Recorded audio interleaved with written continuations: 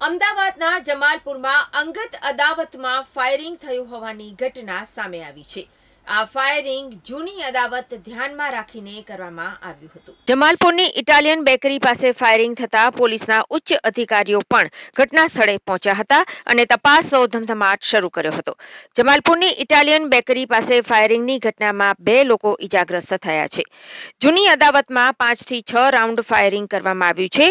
ફાયરિંગમાં નાસિર ઉર્ફે ખન્ના પઠાણને ઈજા પહોંચી છે અને તેને સારવાર માટે હોસ્પિટલ ખસેડવામાં આવ્યો છે। ઝહરુદ્દીન નાગોરીએ ફાયરિંગ કર્યાની આશંકા છે। હુમલો કરનાર ઝહરુદ્દીનને પણ ઈજા પહોંચી છે અને પોલીસે ગુનો નોંધીને તપાસનો ધમધમાટ શરૂ કર્યો છે। મોડી રાત્રે ફાયરિંગ થયું હોવાના અહેવાલ છે। પોલીસની પ્રાથમિક તપાસમાં સામે આવ્યું છે કે આરોપી અને ફરિયાદી બંને જૂના બિલ્ડર છે અને હિસાબના વિવાદને લઈને ફાયરિંગ થયું છે। પિસ્તોલથી ફાયરિંગ કરવામાં આવ્યું હતું અને હુમલો કરનાર ઝહરુદ્દીનને પણ ઈજા પહોંચતા હોસ્પિટલમાં દાખલ કરાયો છે।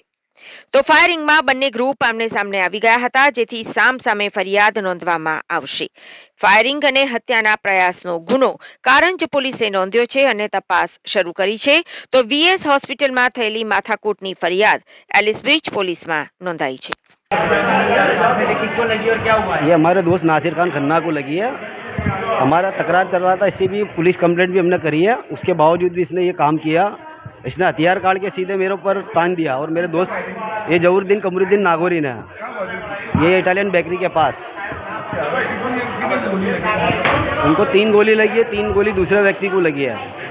इससे हमारी पार्टनरशिप का काम था। इसके साथ इसने हमारा फ्रॉड करा। मेरा केस भी चल रहा है इसके साथ। उसके बावजूद भी इसने ये काम किया। हमने फरियाद भी कही हुई है। अभी खन्ना भाई की मतलब कैसी कंडीशन कैसी है? अभी एक हाँ बताया ना, खन्ना भाई की तबीयत अभी वो ठिकाना नहीं है, अभी अंदर ही है भाई।